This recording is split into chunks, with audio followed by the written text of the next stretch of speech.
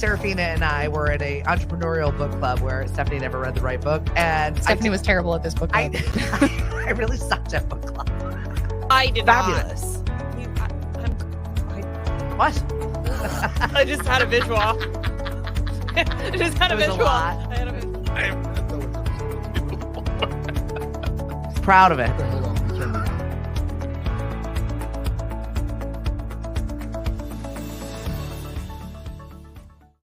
Hello and welcome.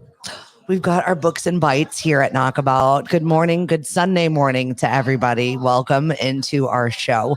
I'm so excited to have Judy Lannon in with us today. Thanks. Get close to that microphone and let's chat if you can. Slide up. Right? Exactly. I'm like, gotta jack our microphone up and let's have a conversation. So I don't even know how we got connected, but I was so glad that we did. We started doing books and bites in January. So once a month, we have a local author on to just talk about what they're doing. And then you had a new book that was coming out. Yes, I had. It's my second book actually, and I lost all sense of shame. I just like talk to anybody, call anybody, ask anybody if they'll help me promote the book. So somebody recommended Knockabout Brewery. Yay. And then one thing led to another, and you and I connected. I love it. Talk to me about losing that shame. Well, even if you have an editor, you still have to promote your own books. Mm-hmm. I mean, Prince Harry was out schlepping around. Isn't that wild? So it was a complete shock to me after the first book, 9 Days, was published. So I used to be the kind of person who would be quietly walk into a bookstore and meekly say, "Hi, I just published a book." Now I'm just out there saying, I love that hey. you're talking about this because you're not alone. We have a lot of fabulous authors here on the Cape, and getting yourself into a bookstore, getting your book to be seen and finding your audience. You kind of get thrown to the wolves a little bit with your editors. Absolutely. They don't do it. I Yeah. guess maybe years ago they used to do that for you, but Mhm. not now. As I said, there's Prince Harry out schlepping around. So that's what we have to do as authors, no matter who we are. I mean, look at Ellen Hildebrand. Yeah. She is super famous. Yeah. And I happened to see her book signing list. And she was like all over Southern Massachusetts. Yep. And I'm like, even at that stage of the game. Absolutely, because she's always in the hustle to meet her listeners, her readers, her people where they are. And to get new readers. Of course. So I'm on the ground. I'm below the ground. You're not. You're out here. You're out here doing it. And you've got a new book, which I'm really excited about it. So talk to me about Genevieve and this character. And maybe we begin at the beginning. What made you want to write books? I didn't. Okay. Okay. All right. I've never really aspired to write a book. I mean, So what was your first life? I was in consulting. So I've had, kind of a varied employment. Okay, life. a little of this, little of that. A little of that. And so back in February of 2020, I ran into a person I hadn't seen in about a year. Okay. My mother had passed away the year before. Pandemic starts. Yep. But this woman was giving me her condolences, and I did my usual, she was old, she had a great life. And she was telling me that now she was dealing with her dad, who had early onset Alzheimer's. And so I said to her, well, make sure he's got a will. This is what my mom did for us. And I gave her all of the practical minutia. And she just looked terrified. Yeah. So I started to tell her some funny things, because funny stuff happens even if you're dying. Well, I like that you're talking about that, because it is. You have to find the humor in the situation, because there is funny stuff no matter what. No matter what. Yep. Mm-hmm. So when I was leaving, she yelled back at me, you should write a book. And how many times has somebody said that? Or thought about it, or how many times have you said it? Well, it was like I got hit over the head. Listen, Sal, I can drink on the job. I'm at Knockabout. That's what we do here. By the way, I've got Knockin' Boots. This is our ladies brew. Thank you very much to the Pink Boot Society. All ladies brewed this beer. Oh, And I one. absolutely, you must. It's very good. Low ABV, so you feel like it's very drinkable. It's not extra. So here you are, you're having this conversation in February of 2020 with this person that you're trying to make, who's giving you condolences, and you're trying to just crack jokes. Yeah, right. Because it's awkward. Yeah, it was. It was weird. It's Yeah. weird to say, oh, I'm sorry for your loss. Whatever. But It's an anyways, uncomfortable space. I wound up getting my act together, and I published the book in 2022. And that was 9 days. That was 9 days. Yeah. the Okay. first one. So this is, how do I do that? Well, whatever. This is, We'll hold him here. Oh. 9 days. oh, you're a professional. Here it is. So let's talk about 9 days. Okay. You never aspired to be an author. Here you are writing this book. Where did 9 days come from? From the conversation with that woman. Okay. So I decided, I was like, what am I going to write? So I started to write about the 9 days that I actually spent with my mother in Cape Cod Hospital. That's heavy. But from there, I was like, well, this is boring. And so, because, you're sitting there for 9 days. Anyways, Waiting for the end. Waiting for the end. So I made up a family.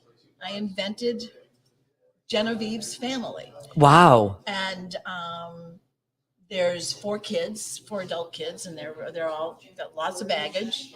And they come home with all of their baggage and their opinions to decide what to do with Genevieve. Even though Genevieve, their mother, has already decided. She's covered it all. She's good.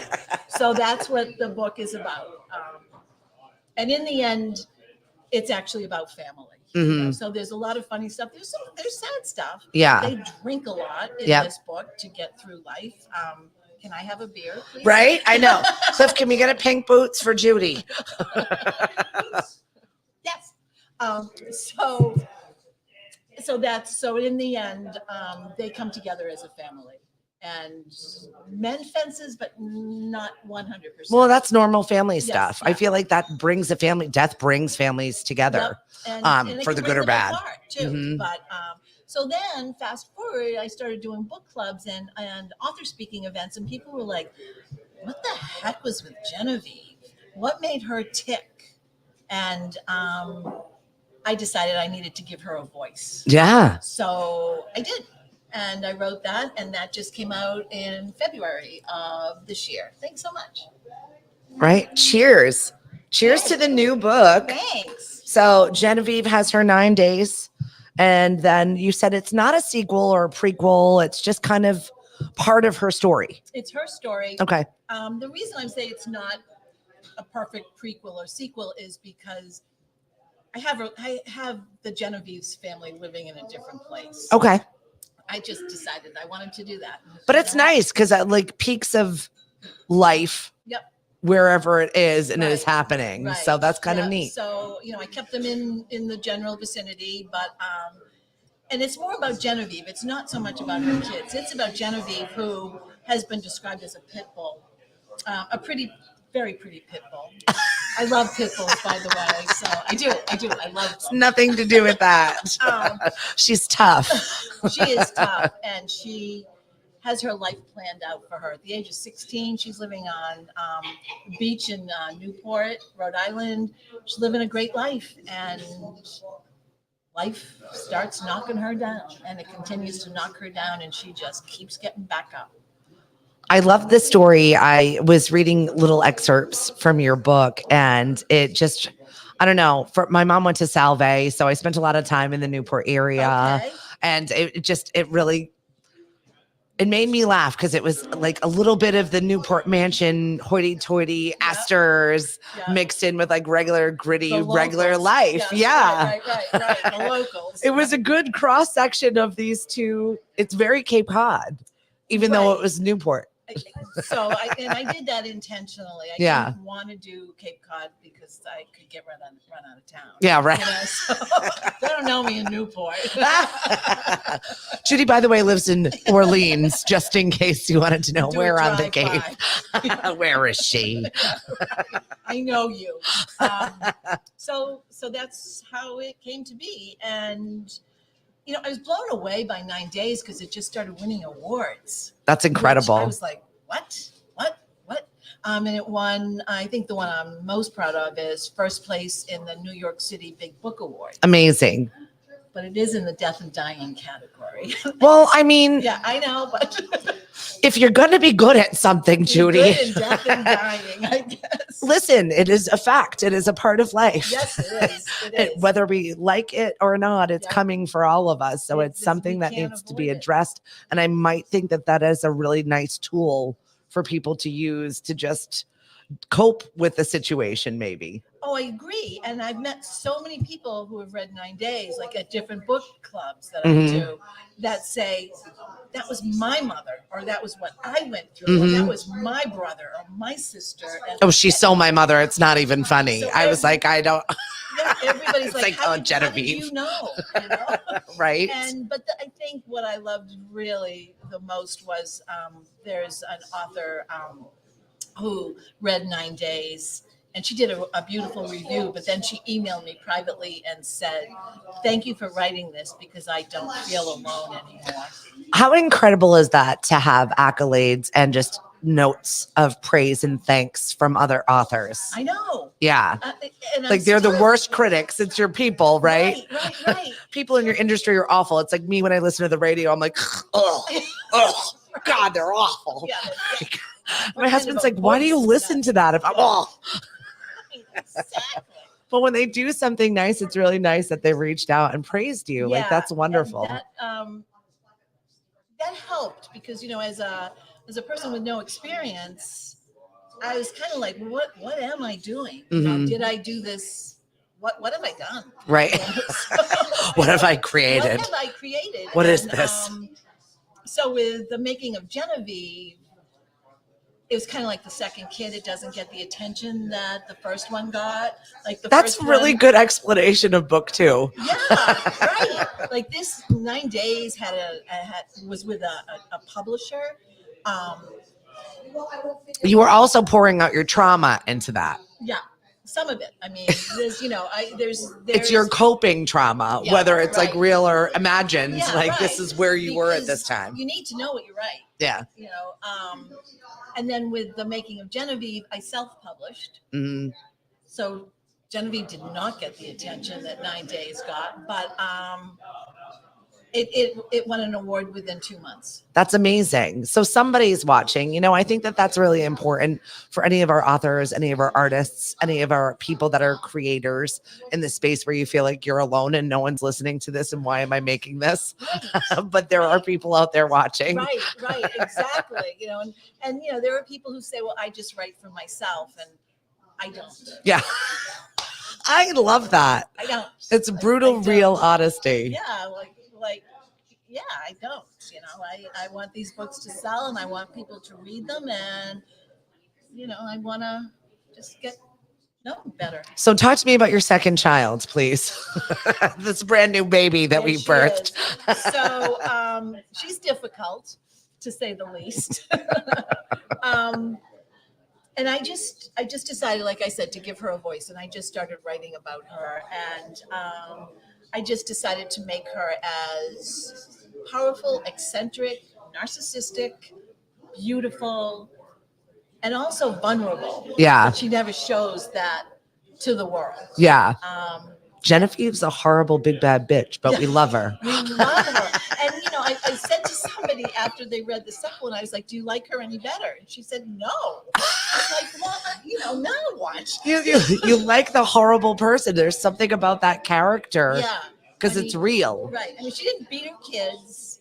You know, she No, wasn't that kind of but person, you're exposing her warts and all, Yeah, and yeah. it's just out there. Yeah. So you know, there's not this tremendous love for this character, but also it's a fascination, maybe. Yes, right. I mean, she could cut you down. You know, there's this one scene in 9 days where one of her children had mentioned a book that he had read. And it was a very simple, I read da da da da da. And her response was, "Oh my God, what is wrong with you? That was the worst book I ever read. And you're crazy to have liked that." Mother of the Year. Yes, 100%. Yes. That's amazing. Now, when you approached this book, why did you feel like the story needed more explanation? Was it because you're like, okay, well, I did this and now sales are flat and now I need more to the story? Was it purely a financial situation? Was it like, I'm going to make this my job? Or was it because there's more to tell? I got to do this. I think number one, it was because people were asking me what is up with Jennifer. Yeah, because you can't ever just write one. No one's ever happy with that. We want more. Right. So that is why I wrote the second book. Okay. People have asked me to write a book more about the kids from 9 days, and that would be really hard for me to tackle. I haven't wrapped my head around that. Yeah. But who knows? It might happen. I've already started a third book, which has nothing to do with this family. I don't know whether that's a mistake or not, but I don't care. Well, you've left this with a lot of runway. Well, there are a lot of legs. Yes. And somebody just finished it and said, "I don't want to lose this family." And I was like, well, you're like, but I do. I'm tired of them. I can't stand them. Those damn Austins. They exhaust me. Right. So, so the third book is completely different, and we'll see. We'll see what people think of it. And I'm not in any rush to get it done. As you just said, is this my job? I guess it is. I don't work anymore. But I'm also not the kind of person that gets up at, say, 7 o'clock in the morning, has my coffee, and goes into my office and writes for 4 hours. That is not me at all. Okay. I get ideas in the car, and they just come to me. Yeah. And some I remember to write down. Isn't that the worst? Where you're just like, I had it all mapped out, everything was done, and then you wake up the next day and you're like, I don't know what I was yesterday. Damn it. Yeah, I know that's really I hate that. Like, I had my breakthrough moment, it's gone now. Right. So I've learned to pick up my phone and yes, make notes on it. Yes. And I look at the notes and say, who is she? Yeah. What does this say? So we'll see. I never thought I'd write one book. I never thought I'd write 2 books. So now I'm going to say I've never thought I'll write 3 books, but I might. So what about the awards process? When you're putting yourself, do you submit yourself? Yes. Okay. You submit. So you submit their contests, and you pay to apply.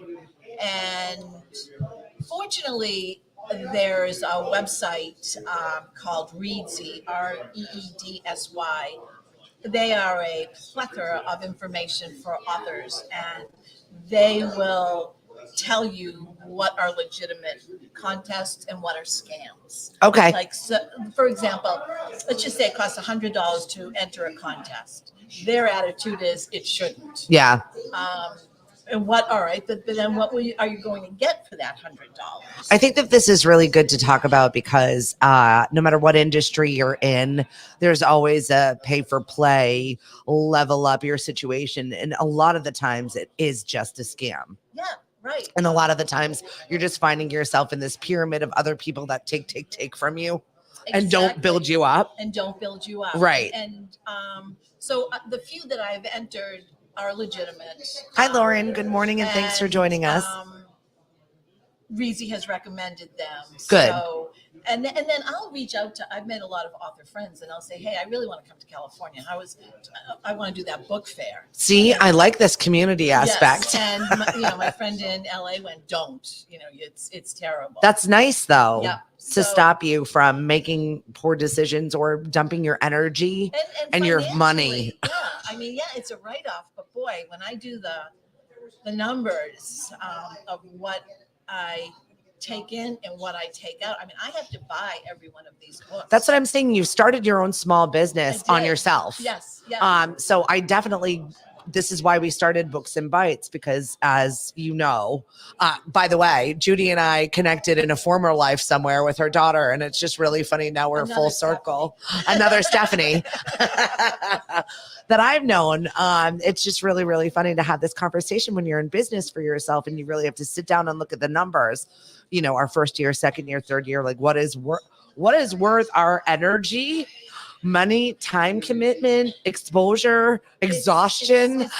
And it is exhausting. I mean, I could sit at my computer 5 days a week, all day long, promoting 100% without being obnoxious. Right. I wrote an article for an online women's magazine, and it was about that, how to balance promoting and not having people cross to the other side of the street. I would love for you to drop that article in this chat afterwards, Okay, if you can, because yep. I really think that is valuable information. Yep, I will. For people, because Yep. I know I work with E4All. I graduated from E4All, but now I'm also a mentor.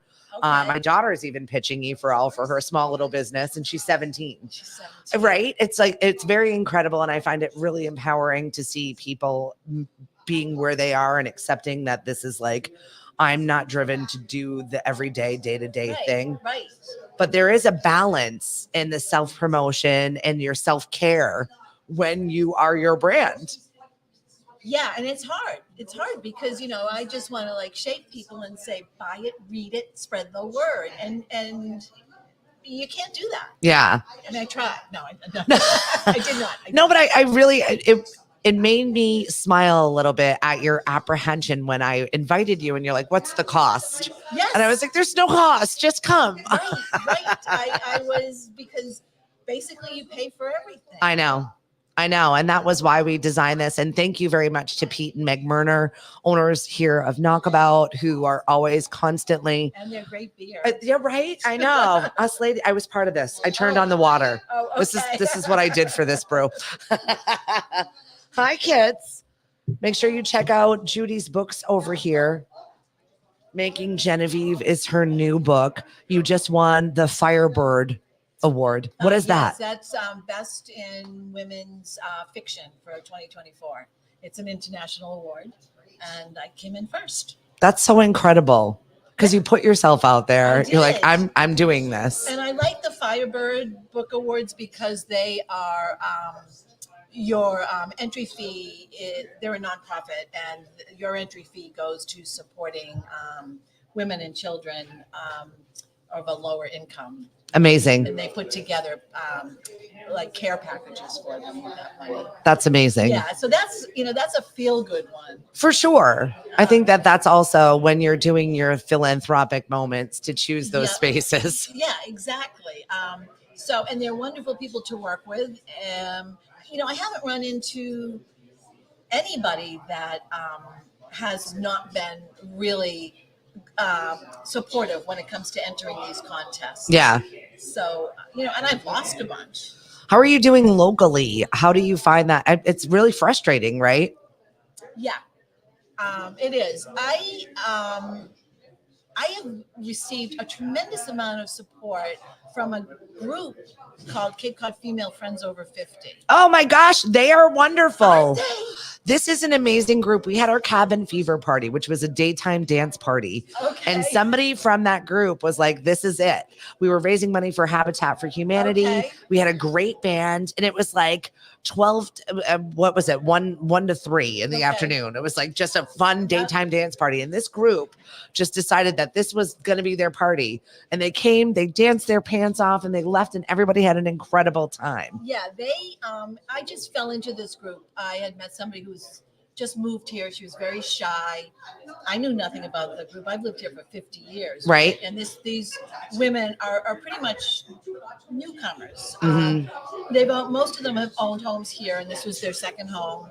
And then due to COVID, they relocated. We're here now. Yeah, we're here. And anyways, I joined that group to help this friend who had just relocated here. And I just wanted to let her know what they were like, and she never joined. And I've made friends. I mean, as I said, I've been here forever. Yep. And yet I've made some great friends. So that group have been nothing but supportive. It's wonderful. So mainly Mid-Cape area.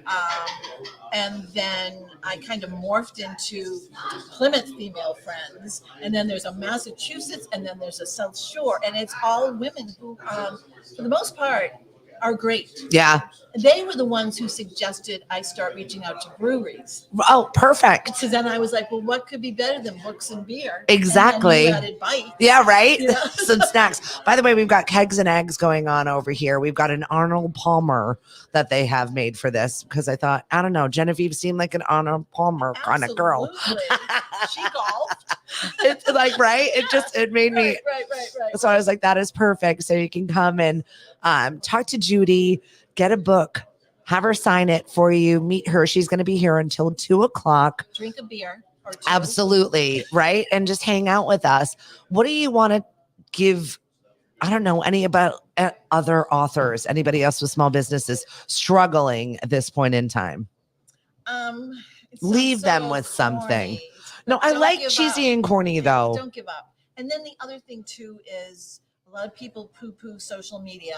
Go on to social media, look around. There are some amazing Facebook groups. Yeah. Support.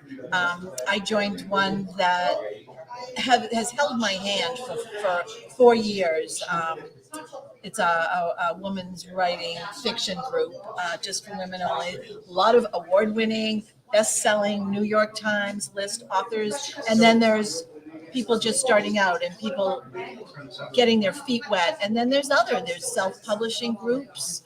And if you don't like them, get out. It is such the message of 2024. I feel like we're all looking for a supportive space. And if you're not in my team, then leave. Yeah. I mean, Like, goodbye.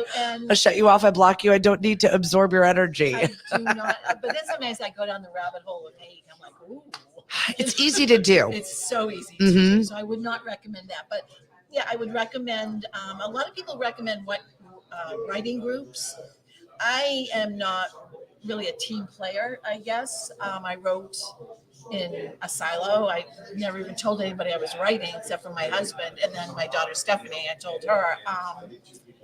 But writing groups are very supportive. If Yeah. You do. And plus, you get to know people.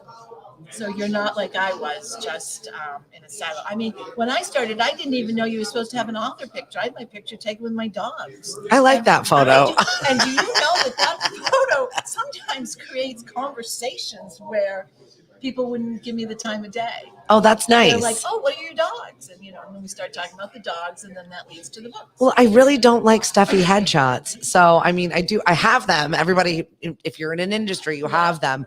But when I just don't use them like that. And if I do, it's in general mockery of myself. Yes, right. So I guess the advice to leave you guys with is don't give up. Try to join some groups and, just do your own thing. I mean, somebody said to me recently, this sentence has split infinitives or something. And I was like, that's how I talk. So just be yourself, I guess, and just skip over the rules. I like that because a lot of people try and tell you what to do. And I think people are looking for that formula. There's no formula. And there's no formula. I guess there are, but I didn't to success. Yeah, there's not formula to success. Yeah. You need to find your own groove and then be truly that. Right, and that's not a teachable moment. That is just something you finally have an aha epiphany within yourself and just do that. Yes. And, and I just love to talk to people who are just starting. Not that I'm like, have a great history here, but good morning, Dawn. And no, I never go home. And yes, leaving toxic people behind is very important. Thank you so much for everybody that was checking in with us. We do also have another Facebook group, which is eventsoncape.com, that is open to anyone about anything. There's no pay for play. There's no paywall. There's no getting in with the group. Just put whatever event that you're doing and celebrate it. I think it's really important to support each other in whatever our endeavors are. The weirder, the better. I'm always down for culturalizing our people and finding more ways to support each other. So eventsoncape.com is our website, and it's also our Facebook group so that you can join us there. Judy, where do people find your book? They can find it in local Cape Cod bookstores. And if it's not there, they can request it, but also Amazon, Barnes & Noble. That would be about it. And or they can contact me. Yeah. And Judy Lannon official on it is Instagram, my Instagram, yes. except no other imitations. Yes, We've got the right. one and only here until 2:00. We're at Knockabout 13 Lake Ave in Mashpee. We do have a private event going on outside, but you can come on inside and try some stuff. Robbie's back behind here. Meg's back behind here. We've got Kegs and Eggs, and have an Arnold Palmer and celebrate Genevieve with us today. Judy, thank you so much for being on the show. This is great. I didn't know I was going to be doing this. So. Well, look at you. Check another box of, why did I? Okay, we're doing this. Yes. Radio. Have a great Sunday, everybody. And I'll talk to you later, everybody at Kingsway. I'm coming for a grown-up dance party a little bit later on this afternoon. So we'll talk soon. Yes. I'm leaving now, so you can step in. Oh, yeah. What are you guys talking about? Bye, everybody. Bye, thanks. What is the show about? Like, is it Books. Books? Yeah.